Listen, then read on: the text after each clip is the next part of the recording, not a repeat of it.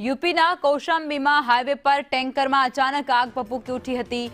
Delhi Kolkata highway પર oil ટેન્કરમાં આગ લાગ્યાની ઘટના છે, જેમાં કૌશામ્બી જિલ્લામાં હાઈવે પર અકસ્માત સર્જાયો। આગની જ્વાળાઓ અને ધુમાડાના ગોટે ગોટા ઉડતા જોવા મળ્યા હતા। ફાયરના જવાનો દ્વારા આગ પર ભારે જહેમતે કાબુ લઈ લેવામાં આવ્યો છે। હાઈવે પર વાહન વ્યવહાર ખોરવાતાની સાથે જ ટ્રાફિક જામની સ્થિતિ પણ એ રસ્તા પર સર્જાઈ ગઈ હતી।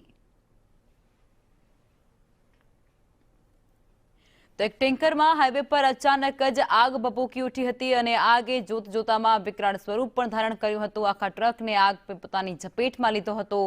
દૂર દૂર સુધી ધુમાડાના ગોટા પણ જોવા મળતા હતા અને ફાયર જવાનોને જાણ થતાં તેઓ ત્યાં પહોંચ્યા હતા અને ભારે જહેમત બાદ આગને કાબૂમાં લીધી હતી, પરંતુ આ અકસ્માતને કારણે રસ્તા પર ટ્રાફિક જામ સર્જાયો હતો।